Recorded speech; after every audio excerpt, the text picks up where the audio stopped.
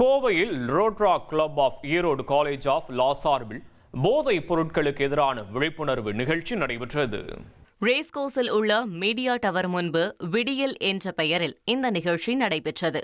முதலில் இந்த நிகழ்வு குறித்து கல்லூரி துணைத் தலைவர் காயத்ரி ரவிச்சந்திரன் செய்தியாளர்களுக்கு எடுத்துரைத்தார். ஸ்லோகன் உங்ககிட்ட இந்த தருணத்தில் நான் சொல்லிக்கணும்னு விரும்புகிறேன். வாழ்க்கை என்பது ஒரு பூந்தோட்டம்ங்க. அது போதை என்பது ஒரு போராட்டம். நம்ம வாழ்க்கை பூந்தோட்டமா பூத்து குலுங்கணுமா இல்ல போராட்டமா?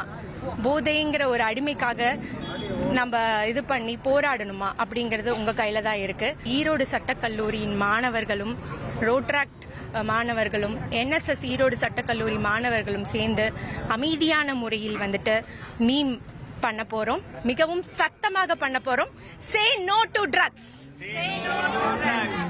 ஜெய்ஹிந்த். இதனையடுத்து மாணவ மாணவிகள் முகத்தில் கருப்பு வெள்ளை சாயம் பூசி நிகழ்ச்சிக்கு தயாராகினர்.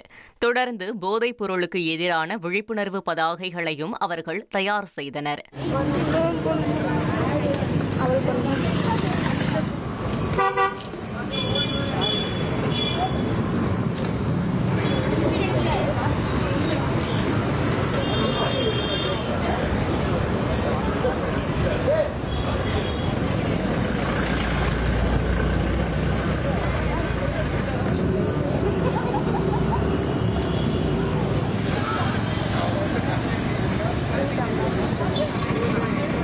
பின்னர் இன்றைய தலைமுறையினர் எவ்வாறு இருக்கின்றனர் என்பதை சுட்டிக்காட்டும் வகையில் சினிமா பாடல்களுக்கு நடனம் ஆடினர். இறுதியாக போதைப் பொருளால் ஏற்படும் விளைவுகளை விழிப்புணர்வு நாடகம் மூலம் தத்ரூபமாக நடித்து காட்டினர்.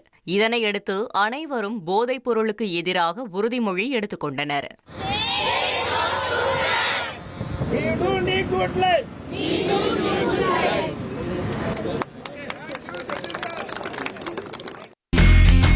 இனி செல்லும் இடமெல்லாம் செய்தி.